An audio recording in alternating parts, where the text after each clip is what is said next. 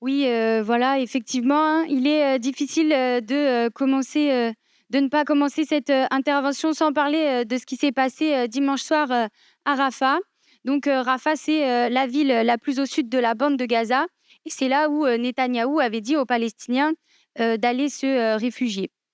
Mais l'armée israélienne a frappé quand même et depuis, on nous explique que c'était un, regrettable accident. Mais comment ose-t-il parler d'un, accident quand, depuis plusieurs mois, Netanyahou et son armée, bombardent et massacrent à Gaza? Tout ça soutenu par les puissances impérialistes, dont les États-Unis bien sûr, mais aussi la France. J'écoutais hier, à la radio un ancien militaire qui expliquait que les bombes utilisées, à Rafah sont des bombes d'une tonne. C'est-à-dire des bombes qui sont faites, pour détruire d'un seul coup un immeuble de 4 étages. Ce sont, ces bombes qui ont été utilisées, soi-disant, pour éliminer 2 responsables du Hamas. Mais on comprend en fait que le projet du gouvernement israélien va au-delà. Il s'agit de terroriser la population réfugiée et de commettre un génocide à Gaza. D'ailleurs, le même, expert militaire qui, expliquait que, depuis le début du massacre, la moitié des bombes fournies par les la moitié des bombes fournies par, les États-Unis sont des bombes d'une tonne et donc que le chiffre de 35 000 morts était, en fait très largement sous-estimé et il parlait même, d'un minimum de 70 000 morts. En réponse à ça, des manifestations et des rassemblements ont eu lieu, hier soir dans toutes les grandes villes. Alors est-ce que, la mobilisation en soutien à la Palestine va se relancer? C'est peut-être, sûrement un peu trop tôt pour le dire, mais parce qu'en effet, ces dernières, semaines, ont été riches en mobilisation en soutien au peuple palestinien. C'est parti, des campus américains, et c'est arrivé en France avec les occupations d'universités qui ont commencé à Sciences Po Paris. Rapidement, la mobilisation a eu un petit écho, national. Dans plusieurs villes, les étudiants se sont mobilisés autour d'occupations de campus. Puis, ils se sont organisés en assemblée générale pour dénoncer la responsabilité des États impérialistes en France et aux États-Unis. Par contre, la répression de ces mêmes États ne s'est pas fait attendre, elle. Pour maintenir leur influence impérialiste dans la région, Biden et Macron combattent tout soutien au peuple palestinien. Ils le combattent en envoyant leurs flics matraquer les étudiants, en envoyant leurs flics matraquer les étudiants, pardon, oui, les étudiants donc qui dénoncent le soutien, financier et militaire à l'État, d'Israël qui commet un génocide.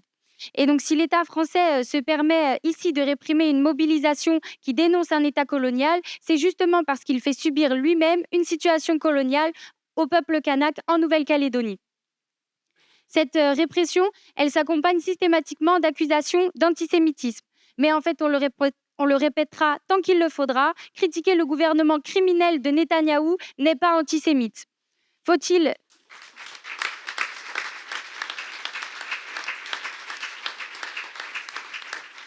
Faut-il rappeler que c'est ce même Netanyahou qui a laissé le Qatar financer le Hamas à partir de la fin des années 90 pour justement alimenter la guerre permanente entre Israéliens et Palestiniens.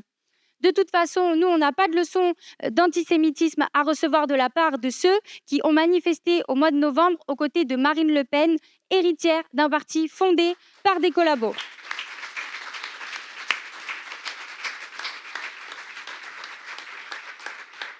On dirait que tout est à l'envers, hein. Les antisémites d'hier passent pour aujourd'hui les meilleurs défenseurs des juifs. Ils sont d'ailleurs aidés par l'extrême droite au pouvoir en Israël. J'ai vu le fils du Premier ministre israélien, Yair Netanyahou, donc lui, voilà, il est un grand copain en fait de l'extrême droite européenne. En 2020, l'AfD, donc l'Alternative pour l'Allemagne, mettait même son visage sur une de ses affiches. Et donc, oui, l'AfD, c'est ce même parti dont la tête de liste a récemment déclaré que tous les SS n'étaient pas des criminels. Il y a une raison à la complicité entre l'extrême droite européenne foncièrement antisémite et l'extrême droite sioniste. La première, au fond, elle ne supporte toujours pas qu'il y ait des juifs sur le continent européen. Et la seconde, qui aspire à parler au nom de tous les juifs de la planète, veut qu'ils viennent tous vivre en Israël. Car c'est ça le sionisme, une idéologie, nationale, une idéologie nationaliste qui se nourrit de l'oppression que subissaient et que subissent encore les Juifs.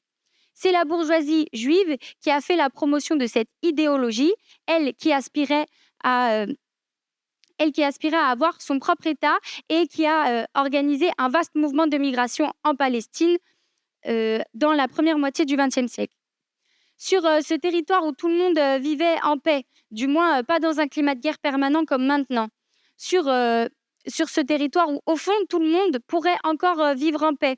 Le sionisme, en étant l'agent de l'impérialisme, il a divisé les communautés en les opposant dans une lutte à mort.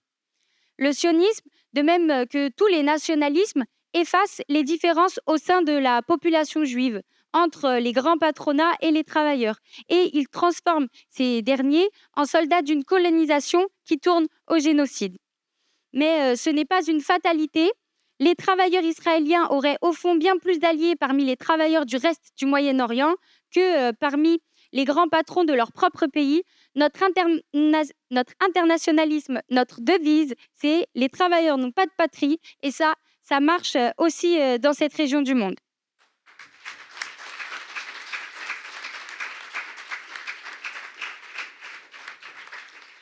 Et donc là, depuis plusieurs semaines, il y a tout un battage autour du droit international qui serait la meilleure arme des Palestiniens. Le mandat d'arrêt lancé par la Cour pénale internationale contre Netanyahou et plus récemment la reconnaissance de l'État palestinien par l'Irlande et l'Espagne alimentent cette idée qu'il faut passer par les institutions.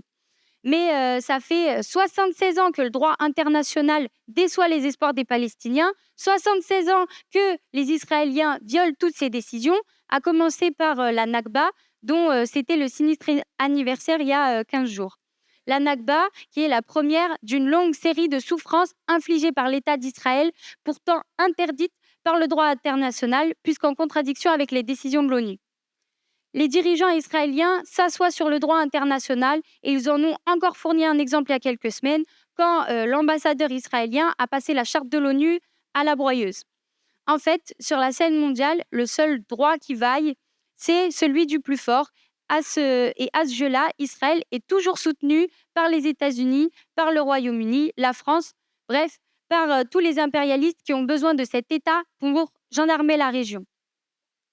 Puisque ces grandes puissances ne reconnaissent que le droit du plus fort, nous disons que pour mettre fin à cette politique meurtrière, il ne va pas falloir s'en tenir au droit international, comme le conseille la gauche ici, en accord avec les courants nationalistes palestiniens.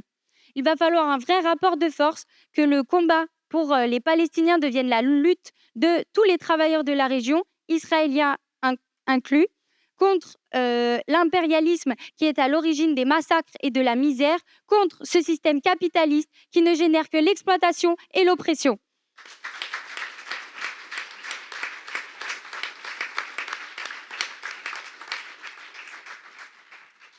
Et avec la mobilisation étudiante pour la Palestine et maintenant avec la jeunesse qui se révolte en Nouvelle-Calédonie, on aurait presque oublié les annonces du Premier ministre Gabriel Attal, qui sont des attaques qui visent à faire encore plus de tri dans l'éducation. Ces annonces sont clairement une offensive vis-à-vis des jeunes des quartiers populaires. Il a parlé de mettre en place la journée de cours de 8h à 18h tous les jours de la semaine pour des collégiens, et tout ça en priorité dans les établissements en REP. Il avoue lui-même que c'est pour éviter que les jeunes traînent dans la rue. Sous-entendu, s'ils sont enfermés, ils ne deviendront pas des délinquants. Moi, je pense que ces jeunes, ils ont surtout besoin de perspectives d'avenir et de vie, parce que ce qui leur est offert dans cette société, c'est le manque d'emploi, ou quand il y en a pour eux, c'est ceux avec les salaires les plus faibles, et sans parler du fait que ce sont eux qui occupent les emplois les plus dévalorisés par cette société. C'est aussi pour ça que nous, on revendique la répartition du temps de travail entre tous, des augmentations de salaire de 400 € et pas un revenu en dessous de 2 000 €. À la lutte de Gabriel Attal contre l'insécurité et la soi-disant violence des jeunes, nous, on répond par la lutte contre l'insécurité sociale et la violence de l'exploitation capitaliste.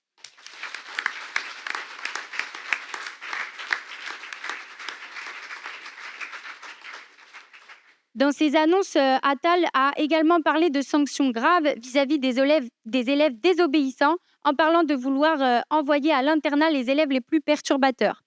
Ça nous permet de comprendre que, selon lui, c'est de la faute des parents si les élèves ne se tiennent pas en cours, c'est-à-dire de la faute des travailleurs, ceux qui triment au boulot pour essayer de survivre entre factures, loyers, inflation, frais de scolarité. En fait, ce n'est pas la responsabilité des familles, mais plutôt celle de ce gouvernement au service des grands patrons qui leur pourrit la vie.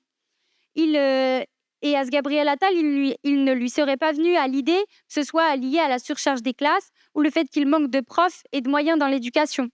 Après tout, c'est normal, c'est son gouvernement et ceux qui l'ont précédé qui cassent les services utiles à la population. Avant que Gabriel Attal soit Premier ministre, il était ministre de l'Éducation et il avait déjà parlé d'une autre réforme, celle du choc des savoirs. Cette réforme vise essentiellement à faire des groupes de niveau dans les classes, ce qui accentuera davantage la sélection que subissent les jeunes. Au-delà du fait que ce soit totalement contre-productif d'un point de vue pédagogique, les groupes de niveau renforcent les discriminations. Il y a déjà des discriminations entre les établissements publics et privés. Il y a des discriminations entre les établissements de centre-ville et ceux de banlieue. Il y a des discriminations entre les établissements qui ont les bonnes options et ceux qui ne les ont pas, qui a d'ailleurs été accentuée par la réforme du bac Blanquer. Et par-dessus tout ça, ils veulent rajouter des discriminations dans les établissements entre les bons groupes et les mauvais groupes, histoire de vraiment bien faire comprendre aux élèves des classes populaires que s'ils sont pauvres, c'est parce qu'ils n'ont pas de bonnes notes à l'école. Et en plus, on pourra toujours leur montrer le bon élève, lui qui a réussi dans le bon groupe de niveau, dans le bon établissement, parce que lui, il a travaillé dur et que lui, il l'a mérité. Donc, contre cette réforme et son idéologie méritocratique, il y a eu des profs qui l'ont dénoncé et qui se sont battus, et ils ont bien raison, on les soutient. Il y a aussi des réformes dans les établissements de formation professionnelle qui visent à modeler les enseignements exclusivement pour le patronat. Dans la logique de division des savoirs intellectuels et pratiques, les patrons qui financent seulement une petite partie de ces formations voient seulement leurs propres intérêts à court terme. En effet, dans l'école LEA-CFI, les filières professionnelles sont menacées de fermeture sur 3 des 5 campus d'Île-de-France. Alors, dans cette école, des enseignants et des apprentis se sont mis en grève pour montrer leur désaccord avec ces mesures. Du côté des enseignants, ils revendiquent la sécurité de leur emploi, et du côté des apprentis, ils revendiquent le maintien de leur formation. Au mois de mars, il y a eu des occupations de campus et des journées de grève très suivies. Et même si le mouvement des enseignants s'est essoufflé, il a pu compter sur l'énergie des apprentis, qui ont donc compris qu'ils sont aussi victimes de ces décisions. Cette solidarité entre apprentis et enseignants a donné lieu à un premier blocage sur l'un des campus de l'école le 21 mars dernier, qui a directement entraîné une intervention des flics. Disons que c'est le métier de gréviste qui rentre. C'est pas sûr que les patrons qui financent la LEA-CFI apprécient de voir que les élèves n'apprennent pas que la mécanique ou l'électrotechnique, mais aussi à s'organiser et à faire grève. En plus d'avouer par ses réformes et ses annonces que l'école n'est qu'un lieu de tri social pour les jeunes, le gouvernement Macron cherche à mettre au garde à vous toute la population, en commençant par les jeunes. L'obligation du SNU, Service national universel, se met doucement mais sûrement en place. À quelques endroits, le gouvernement arrive à transformer ça en grande colonie de vacances, ce qui permet de masquer l'aspect militariste de ce service. Parce que oui, l'objectif du SNU, comme celui de l'uniforme ou du drapeau français dans toutes les classes, c'est de vouloir installer un esprit nationaliste et patriotique dans la tête des plus jeunes. Dans le cadre de ces superbes colonies de vacances, on a quand même vu des lycéens se mettre au garde à vous pendant des heures. Alors, en fait, c'est à nous, les jeunes, de dire qu'on refusera de marcher à la guerre pour les capitalistes. Il faut refuser de se faire embrigader par la société bourgeoise, car c'est bien eux, les capitalistes, dans leur logique impérialiste, pour étendre toujours plus leur influence dans le monde, qui nous préparent vers une marche à la guerre. Et donc c'est à nous de leur montrer qu'on ne marchera pas au pas pour leur profit.